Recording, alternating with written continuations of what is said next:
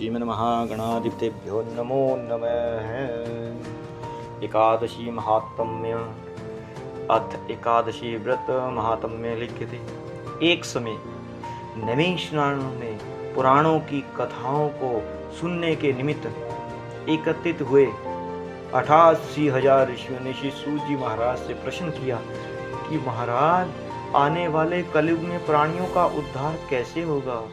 उनके इस प्रश्न का उत्तर देने के लिए वेद व्यास जी के शिष्य श्री सूत जी, जो सब पुराणों की कथाओं को अपने गुरु की कृपा से भली भांति जानते थे, कहने लगे कि हे ऋषियों, एक वर्ष में 12 महीनों की 24 अथवा जिस वर्ष में अधिक मास होता है उसकी 2 मिलाकर कुल 26 एकादशियां होती हैं, जिनके नाम मैं तुमसे कहता हूँ।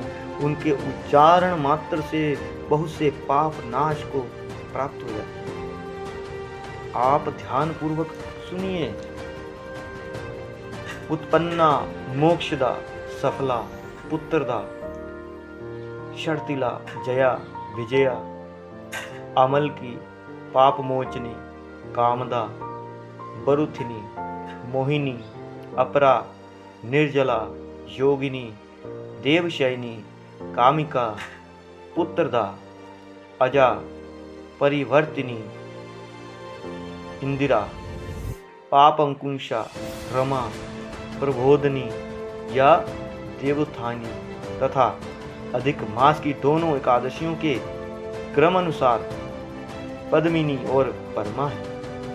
इनके श्रवण मात्र से इनके नामों के अनुकूल ही फल प्राप्त होता है। जो प्राणी इनका व्रत अथवा उद्यापन नहीं कर सकते, वे इनका नाम सुनने मात्र से ही व्रत का फल प्राप्त कर सकते हैं।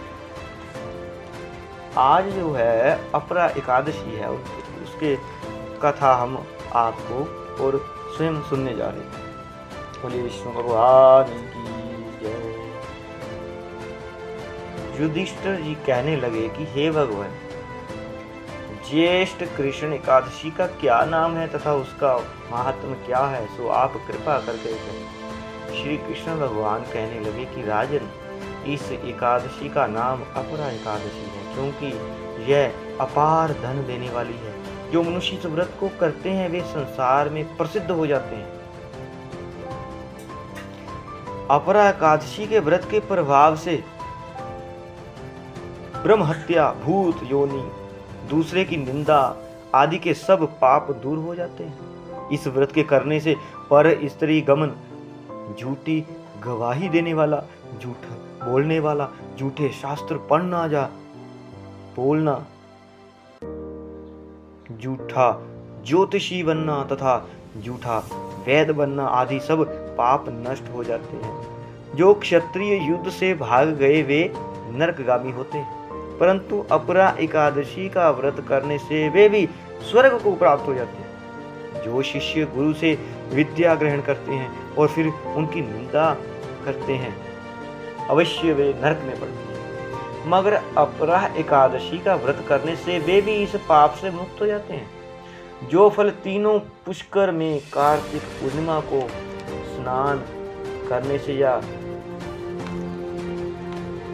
गंगा तट पर पितरों को पिंड दान करने से प्राप्त होता है, वही अपरा एकादशी का व्रत करने से प्राप्त होता है। मकर के सूर्य में प्रयागराज के स्नान से, शिवरात्रि का व्रत करने से, सिंह राशि के बृहस्पति में गोमती नदी के स्नान से, कुंभ में केदारनाथ के दर्शन या बद्रीनाथ के दर्शन, सूर्य ग्रहण में कुरुक्षेत्र के स्नान से, स्वर्ण अथवा हाथी घोड़ा दान करने से, यज्ञ में स्वर्ण दान करने से अथवा अर्ध प्रसूता गौ दान से जो फल मिलता है, वही फल अपरा एकादशी के व्रत से मिलता है।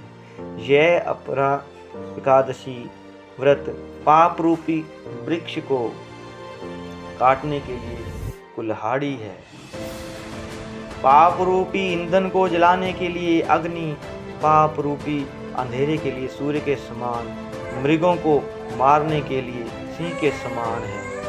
यह जीवन पानी के बुलबुले के समान है।